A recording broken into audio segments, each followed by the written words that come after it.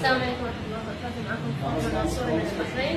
اليوم احنا في كيرلا في المكتب المهتم بأمور اللاجئين والآثرين بالفيضانات اللي قاعد تحصل في كيرلا، وإن شاء الله راح ننتقل من هذا المكتب إلى مناطق الإغاثة باللاجئين والآثرين بالفيضانات، وراح نشوف شنو احتياجاتهم ونحاول نوفر لهم الدعم اللازم.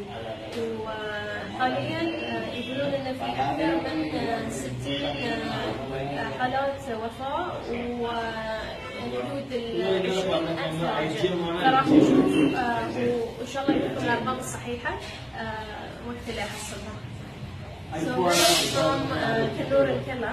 So we are here to go and visit the refugees due to the humanitarian crisis that is happening, this natural disaster that is happening. So we will be visiting the refugees and we will be checking their needs and requirements, and hopefully we can support them with solidarity and provide as much support as